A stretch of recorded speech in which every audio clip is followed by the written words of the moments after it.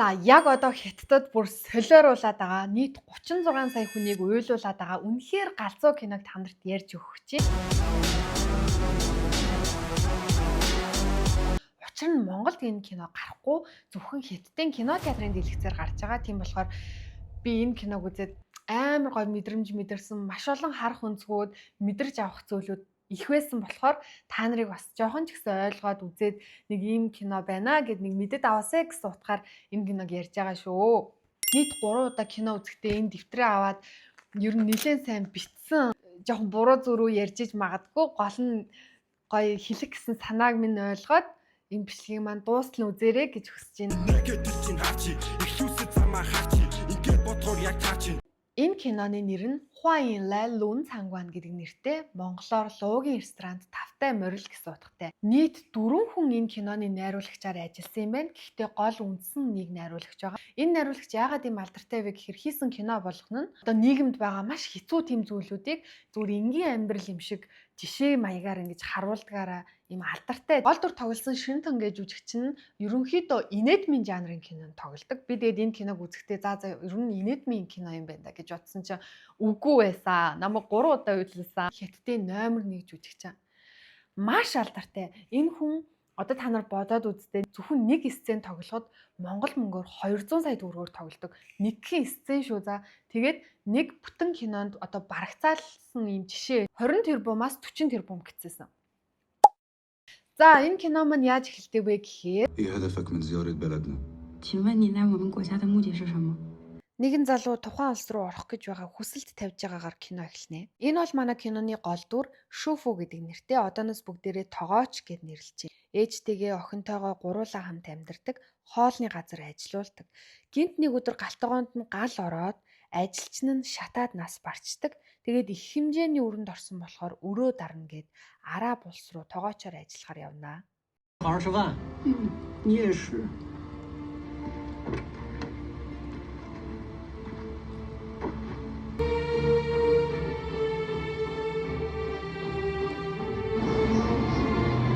Араб улсад ирээд нэг ийм залуу тосож авдаг. Араб, Хятад, Англи 3 хэлтэй. Тийм болохоор бүгдээрээ орчуулагч гэд нэрлэжээ. Тухайн очиж байгаа ресторанных нь менежер хийдэг залуу байгаа. Тогоочийн орчуулгыг хийдэг. Сүүлдээ энэ бол миний хамгийн сайн найз болно гэж ярьдаг.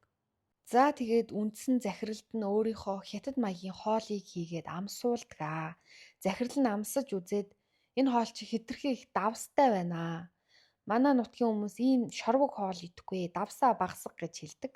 Энэ хүнийг захирал эмчин Зааги гэд нэрлэжээ. Тухайн улсынхаа усны нөөцийн дараагаар ажилдаг. Эхнэр охин гуруулаа амьдардаг. Охин нь маш хүнд хор тавдрын өвчтөй болохоор дусал эмчилгээгээр л ер нь амьдардаг гэсэн үг. За ингээд манай тогооч өстө сайхан бамбраал өстө ажиллаа л байна. Гэтэл гинт нэг өдөр хулгай орноо.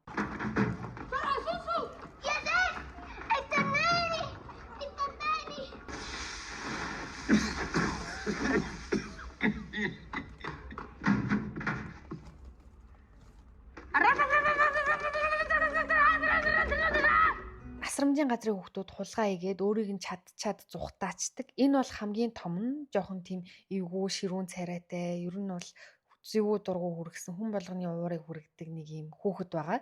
Энийг бүгдээрээ хүрлээ гэд нэрлэжээ. За тэгээ асрамжийн газар ирээл манай тогооч уурлал энэ хүүхдүүдийг өстө шийдэх нь инээ тэрэ гэл бөө юм болсон чинь манай орчуулагч хажуунаас нэгүй энэ хүүхдүүдийг одоо шийдгээд яах вэ? Жоохон хүүхдүүд юу ч мэдэхгүй штэ.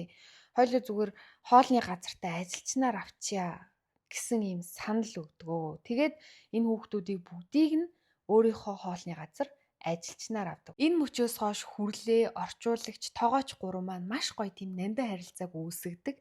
Хүрлээ маань өөрөө Хятад хэлтэй болохоор тогоочтой шууд ярьдаг. Би таныг хараад маш их юм бахархах сэтгэл төрж байна. Намайг шаваа болгож аваач. Надад аав байхгүй гэж хэлдэг. Тэгээ манай тогооч зөвшөөрөөд тэгээ цаашаа хамтдаа ажилланаа.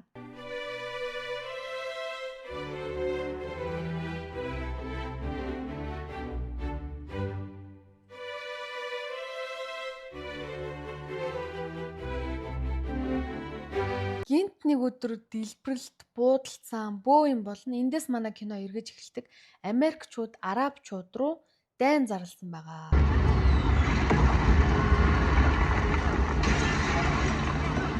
За тэгээд маргааш нь манай тоогооч захиралтайгаа яриад би одоо харьяа нүд улаан мөнгө цагаан би өстө болий гэж хэлсэн чинь захирал үгүй ээ чи битгий санаа зовоо энэ ногооноор тэмдэглэсэн хэсэгтэр ямар ч дайн болохгүй.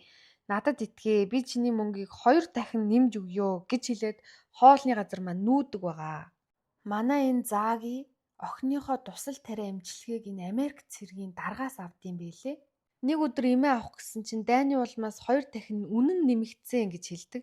Тэгсэн чинь манай зааги уурлаад чи яагаад надад ингэж зарж байгаа юм бэ? Хэрвээ чи надтай ингэж харьцаж байгаа бол би чамайг хилдэг газар чи хэлнэ. Чи ингэж хууль бус зүйл хийж байгаа өөрөө мэдэж гин үү гэж жоохон занал хийлдэг Америк цэргийн даргыг.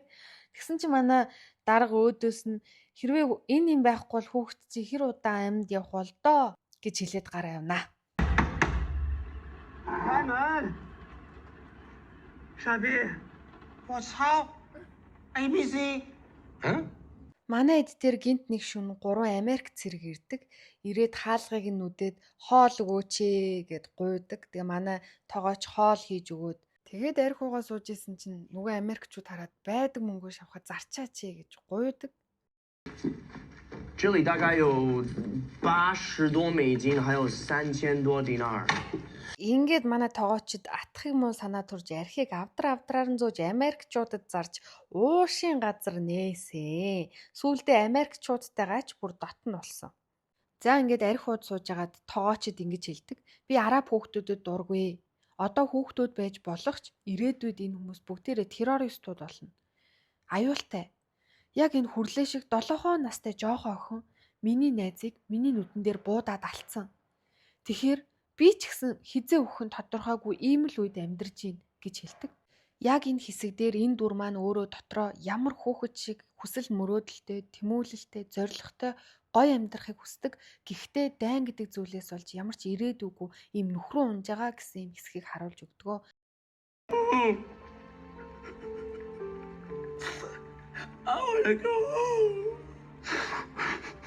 Кино эхэлснээс хойш энэ бүх үйл явдлыг энэ хүн маань ярьж байгаа гэсэн үг.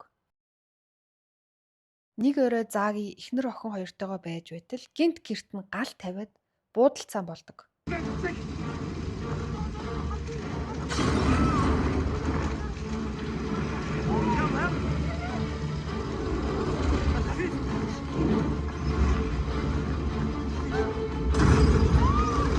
Ингээд эхнэр охин хоёр нь нас бардаг. Юу болсон бэ гэхээр нөгөө эм авч исэн Америк цэргийн дарга нь цаашаа хэлээ шүү эмээ үнтэй зарж байгаа гэсэн энэ сүрдүүлгнээс нь айгаад ингэж хариугаа авсан байгаа.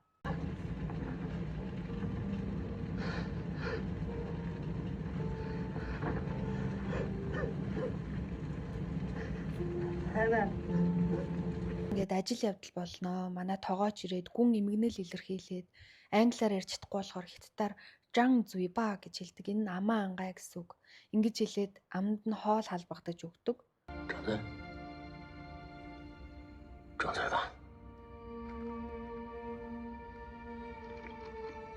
За тэгээд хэлж байгаа би энэ үйл явдлаас хойш дахиж заагийг олж хараагүй.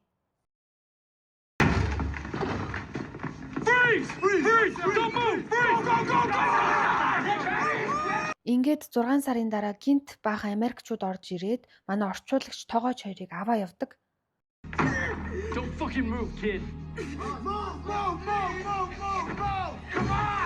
Энэ үйл явдлыг хүрлээ хараад үнэхээр тэсээгөө өөрийнх нь баг аав гэж бодсон байсан хүнийг ингээд аваа явчихаар бүр галтугаараа гүүж ороод тэнд байсан хутгийг аваад шууд нэг Америк цэргийн хөл рүү дүрчдэг. Тэгээд зодуулаад тэгээ ер нь гуруулаа хамт ачигтаад явдаг. Бид нар ямар ч буруугүй штэ буруу хүмүүсээ барьчжээ энэ төргээ хэлсэн чинь үгүй бид нар та нарыг хайгаагүй энэ зааги гэдэг хүний чи хайж гинэ. Чи ингээ хамт хоолны газар нээжсэн болохоор чи холбоотой гэсэн үг. Яг одоо хэлэхгүй бол ална гэж хэлдэг. Манай орчуулагч хөрх гэдгийг хажууд нь орчуулаад тэг ярилцаал байгаа. Тэгсэн чинь манай тоогооч үгүй бид нар бол сайн хүмүүс тэрнтэй ч юмр холбоо барихаа болоод удаж гин. Итгэхгүй бол манай нэг Америк эрэгтэй цэрэг найз байгаа. Тэндээс бид нарыг асуу гэд нэрийг хэлдэг. Тэгсэн чинь чиний яриад байгаа наад цэрэг залуу чинь тэсрэг бөмбөгөнд тесрээд нас барцсан. Америк төвийг тэр чигтэн тесэлсэн. Заагийг тесэлсэн. Эхнэр хүүхдээ алдсан ууранда одоо бид нар заагийг хайж гин гэж хэлдэг. Your friend was the victim. You really think he got nothing to do with this war?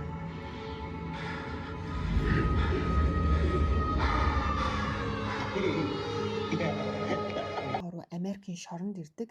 Энд маш олон араб хүмүүсүүдийг хорж тамалж байгаа хэсгийг харуулдаг. Манай гурав харин ч азтай шоронгийнхон тоогоочоор ажилдیں۔ Маш удаан хугацаанд бид нар энд хоригдсон гэж ярьдаг. Манай хүрлээ чинь өөрөө араб хүн шүү дээ. Тэгээ шорондоо нэг найзтай болсон. Тэр найз нь халуун ногоо бэлдээд хоёулаа энэ Америк цэргийг чадъя чи усанд орж явахт нь өмдрүү нь хийчих гэж илээ хийлгүүлдэг. Энэ хэсэг дээр ер нь хүний гараар могоо бариулж байгаа юм л та. За тэгээ нөгөөдөг чи мэдчихэд галтгоонд орж ирээд тоочиг гэж бодоод алах гад дайрна. Нүүр нүдгүй амар зоддог. Гаднаас орчуулагч хүрлээ хоёр орж ирээд зогсоодог. Яг энэ хэсэг дээр хүрлээ бүр галзуурсан, та нар одоо нүднээс нь бүр харж байгаах тэнд байсан хутгийг аваад шууд дайрсан.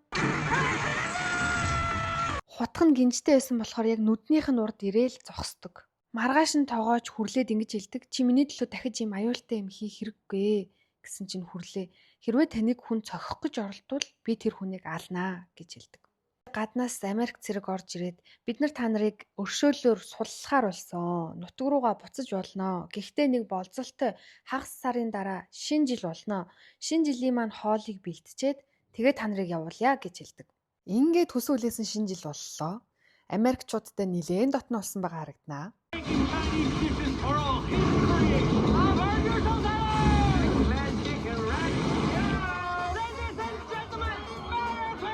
Маргааш гэрлүүгөө харихна гэд бөөм баяр зогсож исэн чинь араб цэргүүд гинт дайрдаг. Ингээд Америк араб хоёр хоорондоо буудалцсан болно.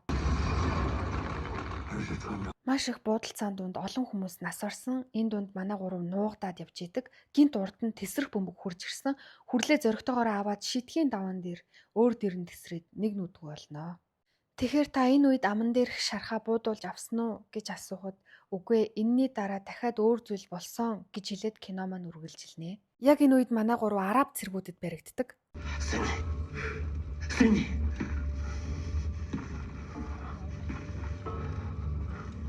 Зааги гарч ирсэн, эцэст нэг юм ингэж уулцсан. Тэгээ манай гурвыг авч яваад шорон шиг газар аваадсан.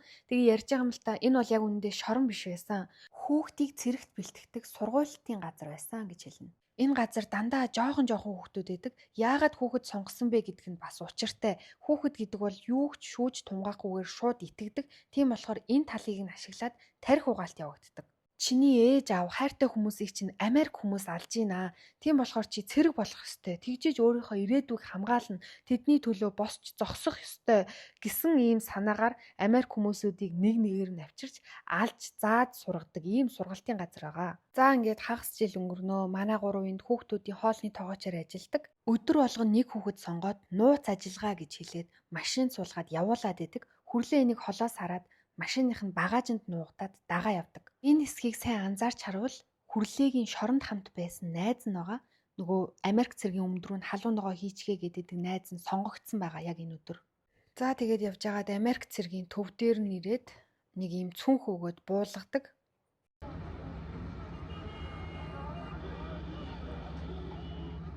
Walk back. Let's go. Taraja.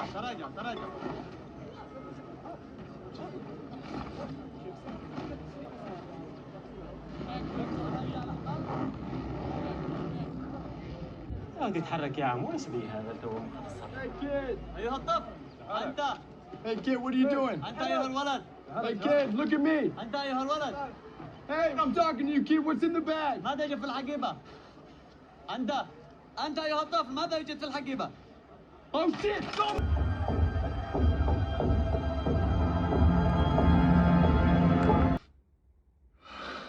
Ингэж хүүхдүүдийг дайны зэвсэг болгож ашиглаж байгаа ийм хэсгийг харуулдаг. Буцаж ирээд нөгөө хоёртой хэлсэн чинь орчуулагч ингэж хэлдэг. Энэ хүүхдүүдийг аварья гэсэн чинь тоогооч чиний хүүхэд бишээ. Битгий ийм асуудалд оролц гэж хэлдэг. بالجديد يونس Хэд хоногийн дараа дарга нь орж ирээд хүүхдүүдийн гидсэн өвцөн хэн энэ хоолыг хийсэн бэ гэд буу тулгаад асуудаг. Тэгэхэд орчуулагч цаанаас би мууцсан төмсөөр хийсэн юм а гэж хэлээд буудуулаад нас ордгаа.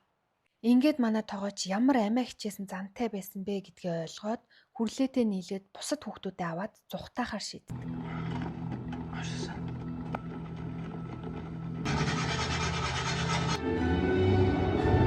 бүгдээрээ амжилттай зүхтааж чаддаг. Тэгээд нэг тайван газар олж жогоод тогооч маань өөрийнхөө гарын хоолыг хийж өгдөг. Энэ нь хятадаар хуйфан, монголоор өтгөн соустай будаа гэсэн нэртэй хоолыг хийж өгдөг. 그래, 후회파.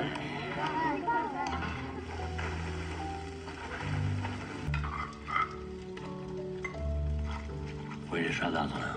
Хүрлээ маань манай тоогоочоос та энэ улсад дахиж буцаж ирэх үү гэж асуусан чинь тоогооч буцаж ирнэ гэж хэлээд инээдэг. За ингээд өглөө боллоо. Хөл рүү нэг хүн өшгөлөөд сэрээсэн. Тэгээ харсан чинь Зааги олоод ирцэн байна. Зааги ямар даалгавартай явж байгаа вэ гэхээр хүүхдүүдээ буцаж авчирна. Тэгээд энэ тоогоочийг алнаа гэсэн юм даалгавартай ирдэг.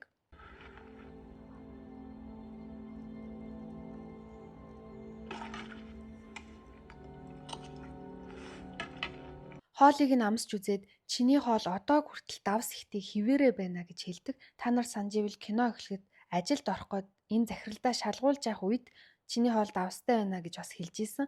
Яг энэ хэсгээр бидэнд юу гэж хэлэх гээд байна вэ гэхээр ямарваа нэг зүйлийн тун хитерхээр аюултай байдгаа гэсэн утгыг гаргаж өгч байгаа. افتح بقك. جانزوي. كذا.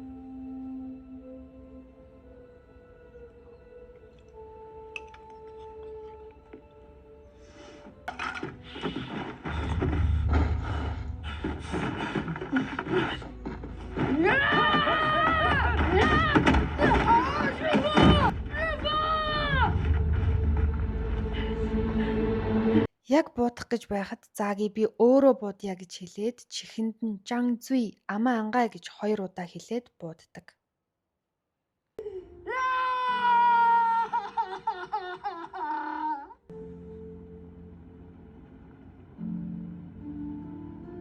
Ингээд кино маань анх яаж эхэлж байсан тэр үе рүүгээ очдог. Тогооч маань ингэж хэлдэг, энэ бүх зүйл 20 жилийн өмнө болж өнгөрсөн. Тийм болохоор одоо би Араб улс руу ганцхан удаа орж үзмээр байна. Миний визийг зөвшөөрөөд өгөөч ээ гэж гуйдаг. Ингээд Араб улсдаа ирээд өөрийнхөө хамгийн анх нээж байсан хятад хоолны газартаа хурж ирдэг. Хоолны менюг хараад хамгийн арын хуудсан дээр байсан хоолыг асуудаг. Тэгэхэд зөөгч энэ бол өтгөн соустай будаа гэж хэлдэг. Тэгээд манай тоогооч яагаад ингэж нэрлсэн юм бэ гэж асуусан чинь 20 гаруй жилийн өмнө олон хүүхдүүдийг аварсан нэгэн хятад тоогооч үхэхээс өмнө энэ хоолыг хүүхдүүдэд зориулж хийж өгсөн. Тийм болохоор энийг ингэж нэрлсэн гэж хэлдэг.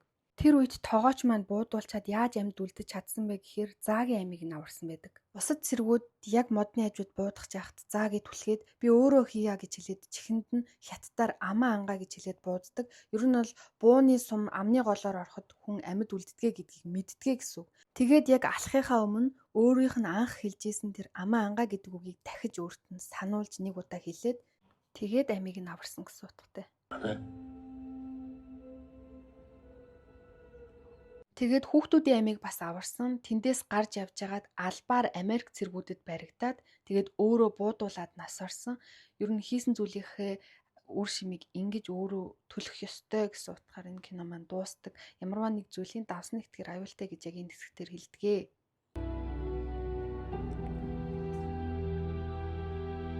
الله ريحته حلو ايش هذا؟ 후회파. خيفان خيفان خيفان خيفان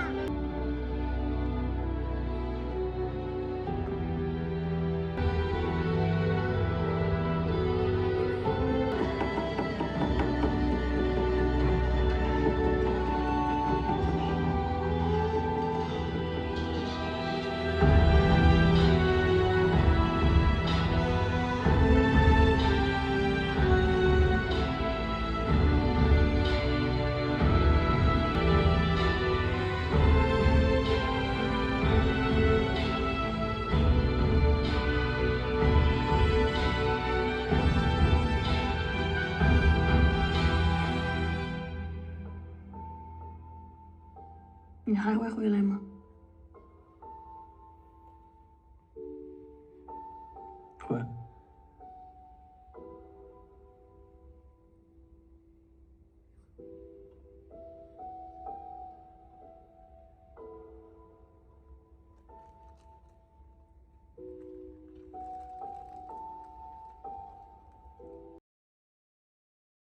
Киноны туршид хоохоо чифан буюу хоолой сайн эдэрэ гэж маш олон удаа хэлдэг. Энэ нь зүгээр л хоолой сайн эдэрэ гэсэн үг биш. Хоолой сайн идэж цаашдаа илүү сайн амьдраарай гэсэн утгыг илэрхийлж өгдөг.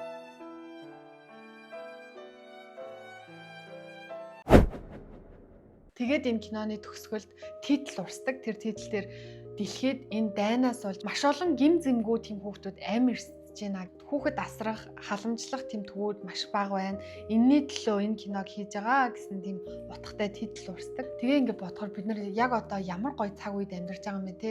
Дайнгу Монголд бол дайн за би бүр юу ярих хэвтэй юм бэ? Гэхдээ та нарт ингээд зүгээр өөртөө ойлгочихсан юу? Ийм гоё цаг үед амьдарч байгаа юм чинь гоё аз жаргалтай гоё байгаасай муу муухай юм болгон холуур байгаасай гэхэж одоо хайшаа одоо баг лам мам шиг болчлоо энэ ч одоо юу болчих вэ? За ээжи. Хохоо чифан хоолойсаа дээрээ сайхан амьдраарай. Баяртай. Таалагдсан бол лайк, subscribe-а дараарай. Баярлалаа. Одоо ярих чагаадаа би бүр ингээд сандраад бүр амар баяртай. Би уйлах гээд. Йоо ямар хэцүү юм бэ? Тэ ярих тэгэхээр. Биднэрт ийм дайн гэж байсан бол яах вэ гэд бас бодоод үзтээ. Тэгэхээр ямар цаг үед бид нар аз жаргалтай, дуртай зүйлээ хийгээд ингээд амар тайван амьдарч байгаа вэ гэдгийг бас нэг бодоосэй гэж маш их хүсэж байна.